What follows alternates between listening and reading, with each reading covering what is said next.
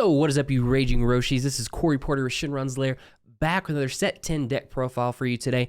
Today we're going to be looking at the Red-Green Surge Broly leader. Now, while he doesn't gain an absolute ton from the new Set 10 stuff, he does gain the Shenron Unison of Calamity, which personally I think is an absolute bonkers card, and it's going to find a way to fit into all red decks moving forward. It's just that absolutely powerful. As always, we stream over on twitch.tv/Shenron's Lair every Tuesday and Thursday from 12 p.m. to 3 p.m. Central Standard Time.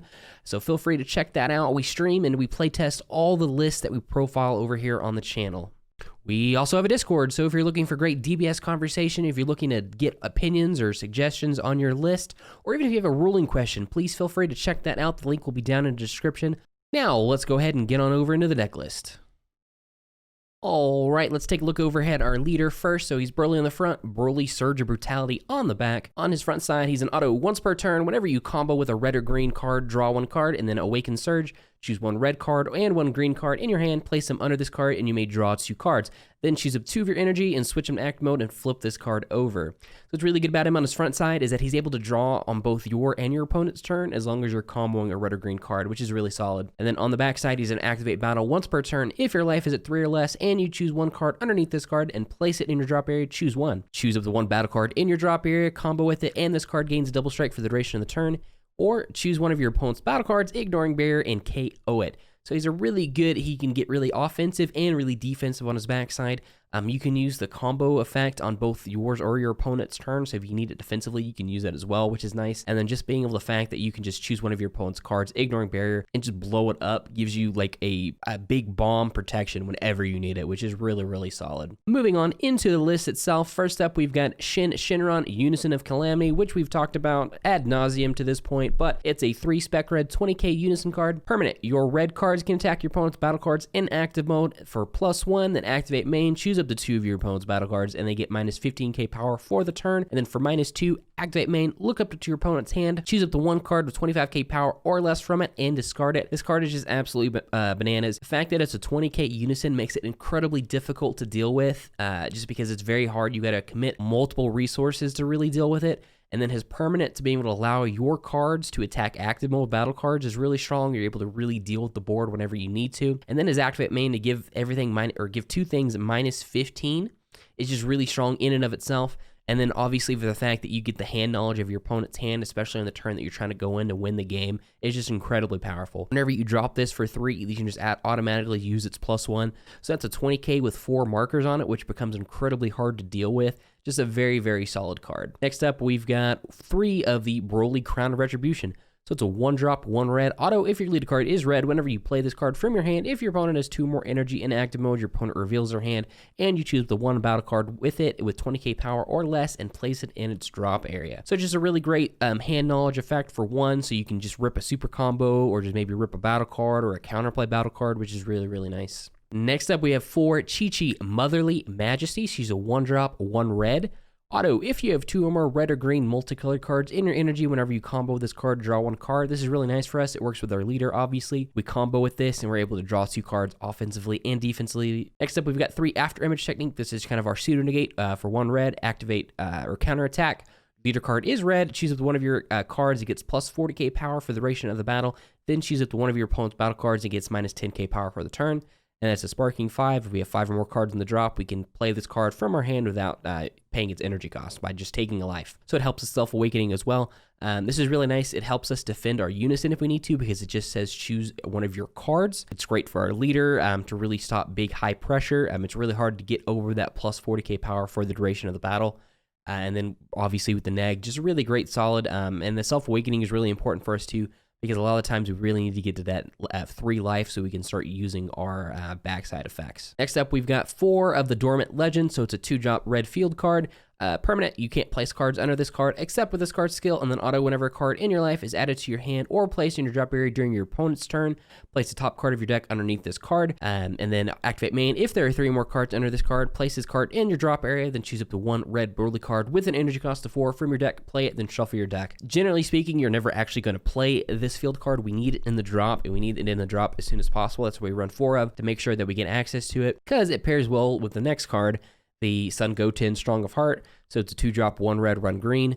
And it's an auto. If your leader card is a red Broly card, whenever you combo with this card, choose one of your red extra cards with field and an energy cost of 2 from your deck, place it in your drop area, then shuffle your deck. And then if you placed a card in your drop area, choose up to one of your opponent's energy, switch to act mode, and if you have 5 or less cards in your hand, draw 1 card. A lot of text, but really good effects. So if you're using this with your leader on the front side, you can combo it for 1, go get the Dormant Legend, put it in the drop, and then if you have 5 or less cards in hand, you get to draw 2 cards and untap an energy. So it's almost a free 10k combo, which is nice because then you activate a rival. You got a lot of effects going on with that.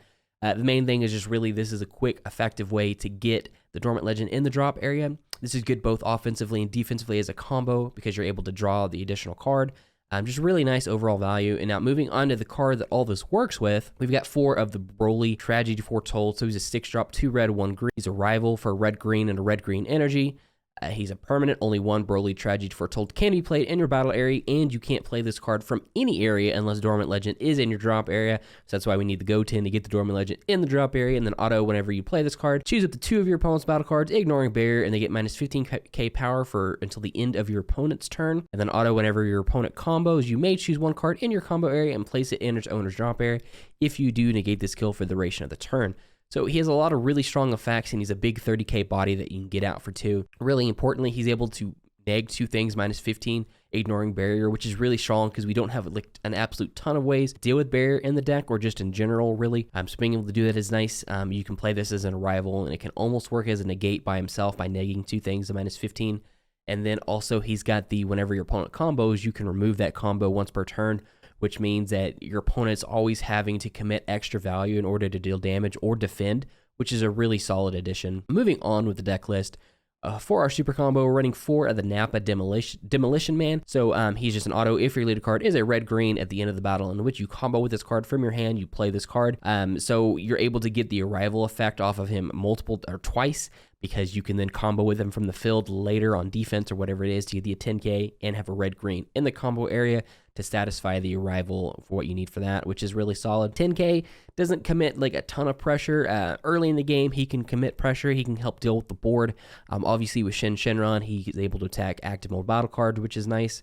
And then if you absolutely need to, you can really pump him up and deal damage to your opponent. So it's just solid getting another battle card in play whenever you can. Next up for our check land, we've got 4 of the Broly Demon Origins, or Demonic Origins. So he's a 2-drop, 1 red, 1 green. Then permanent, if there's a card that's both red and green in your energy other than this card, negate this card's energy exhaust skill in all areas. And then auto, whenever you play this card, your opponent chooses 1 card from their hand and places it in their drop area. Generally, we're only ever really using this for our energy, but to be able to pitch a card from our opponent's hand isn't a terrible effect if we need it kind of like late game to make that push. So it has some value outside of just being a solid energy. Next up, we've got 2 of the Bardock, the Resolute. So he's a 3-drop black card. He's got double strike unique. Auto, if your leader card is red, whenever your opponent's life is added to their hand or placed in their drop area by a skill, you may play this card from your hand. Now, as of the current ruling and how it's being ruled right now with this card, just by the fact of dealing damage to your opponent, you're able to play this card from your hand. If that were to change, this card probably wouldn't be as useful in the deck, but just attacking, then getting a free 15k double striker on board, and then he's got the next auto that once per turn, whenever your opponent activates a counter skill, switches card to active mode. So if they negate something, then this guy untaps, and effectively you have a dual attacker double striker with this 15k body for free, which is really, really solid. Next up, we've got 2 of the SSB Kaioken Son Goku Concentrated Destruction. He's a 3-drop, 2 red with Deflect auto. Whenever you play this card from your hand, choose all of your opponent's battle cards with 20k power or less and KO them. Then activate main for 2 red. If your leader card is red and you place this card from your hand in your drop area, choose one of your opponent's battle cards, ignoring barrier, and it gets minus 25k power for the turn. Generally speaking, you're never actually going to be hard casting this card. You're really using it for that secondary effect to just blow up something big with barrier. Because like we said, there's just not a lot of ways to really interact with barrier in the deck. So that's a really good option just to remove something that way. And then sometimes in niche situations, just being able to drop them on the board and then board wipe everything with 20k or less is really strong as well. So just really good value. Next up, we have 4 Topo Riotous Aid. It's a 4-drop for 1 red counterattack. Choose one other card in your hand, place it in your drop area, then negate the attack and play this card. Then and then permanent, if it's your opponent's turn, reduce the energy cost of this card in your hand by 2. And then auto, if it's your opponent's turn, whenever you play this card, for the duration of the turn, your opponent can't attack unless they choose 2 cards from their hand and place them in the drop area each time. So this is a really great way to deal with really aggressive decks really decks that like to go really wide, whatever it is, you can drop this for 2, pitch a card, and then now your opponent has to really commit in order to get swings in. Generally speaking, whenever Topo comes out, the turn just ends and you can kind of move forward and you can survive a turn, which is nice.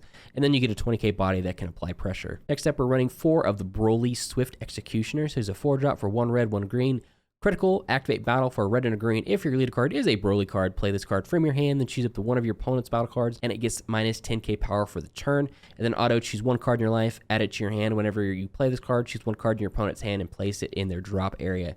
This is a really great value card for 2. We're able to get a 20k critical in play that awakens us, neg something 10k, and then pitches a card from your hand. Just again, super solid value. Since it's an activate battle, you can use this during the combo step, where you drop this, and instead of having to actually like combo up, you just neg something 10, which can get out of a lot of situations, which is really great for you too. This is also a 4k Broly, so if for whatever reason you feel like playing the Dormant Legend, you could search off the Dormant Legend to go get this Broly. Next up, we're running 2 of the Champa and Beerus Capricious Gods. So it's a 4-drop for a red and a green, a rival red-green for 1 red, and then auto, whenever you play this card, choose one of your opponent's battle cards with 20k power or less and KO it. Then choose one of your other battle cards with an energy cost of 6 or less, and it gains double strike for the duration of the turn. So this is a great way to really sneak in that additional double strike damage to really, push that lethal damage. You swing for 1. If they're at 2, they choose not to negate. You can drop this with a rival for just 1, and then boost up something double strike to really kind of push that damage in, which is nice. Able to pop at 20k or less is also really nice because you can remove combos off the board when you do that. Or if you just need it in a situation where someone's swinging in for game on you, you can just drop this, pop a 20k, and then really just kind of move on to the turn, which is solid. Next up, we've got 2 SSB Gogeta Resonant Explosion. It's a 5-drop for 2 red and a green. He's double strike, a rival for a red, green, and 1 red energy. And then auto, whenever you play this card, choose up to one of your opponent's battle cards with an energy cost of 4 or less, KO it, and then you can't play SSB Gogeta Resonant Explosion for the duration of the turn. This is just a really great removal. Unfortunately, the 4k or less, and then it doesn't interact with barrier, kind of limits our options. It's not as powerful as it used to be, but just getting for 1 energy, getting a 20k double striker that does blow something up is just really solid value. Next up, we've got 3 of the Liquor and Karun, which I'm definitely mispronouncing. Universe 8 Destroyer and Angel. It's a 5-drop for a red and a green. It has critical, and then it has Alliance. So whenever this card attacks, you can choose any of your red or green battle cards and switch them to rest mode. And then this card gains power equal to those cards' power. And then whenever you use Alliance with this card, you draw 2 cards, then you choose 2 of your opponent's battle cards, and they get minus 20k power for the turn. Which is really, really great value. And then he has a permanent. If your leader card is red, and you have a red or green battle card in play, reduce the energy cost of this card in your hand by 2. And then finally, we're running 1 of the SS3 Scramble, Raditz, Vegeta, and Broly. It's an 8-drop for 3 red, 2 green. He's got an ultimate, a rival for 3 red, 2 green. Auto, whenever you play this card, choose 1 card in your life, place it in your drop area, then deal 2 damage to your opponent. And then auto, whenever your opponent combos with a battle card with an energy cost of 2 or less, choose up to one of your opponent's combo area and place it in its owner's drop area. This is a really great finisher. If your opponent just gets to 2 and you're at 2, if you at least 2 life, you can drop this and win the game. It also really works. Let's say your opponent's at 3. You swing in for 1 damage, you drop this, and then you dump out your hand to make a really tall combo. Your opponent effectively has a really hard time comboing now because of the Raditz auto, and then if you have the Broly in play as well, then you have that to include on top of it. So you're able to really deal with whatever they're dealing with, and you're able to really kind of get over things. You can also do that if your opponent's at 4. You swing with a double strike, same thing, drop the Raditz, neg them 2, and then now you just combo up really high, and it's just really hard to deal with. So overall, that is the deck list. We kind of went back and forth on a lot of different options. With Broly and with the red-green engine, or just red really in general right now, there's a lot of cards you really kind of want to jam in. There's just a lot of really good, solid red cards. So we try to keep it as constricted as possible. Right now, we're running at about 55 cards, 54 cards. Ideally, I would like to try to get it to 50. We're kind of playing around with the list still as it is. We were initially kind of back and forth on the proper unison. Initially, we ran the Go tanks because we thought the life might be important for us, but then ultimately the Shenron just felt so powerful that we needed to include it, so we kind of went that route. But anyway, guys, that is it. Let us know what you think about the deck down below, and we will see y'all next time.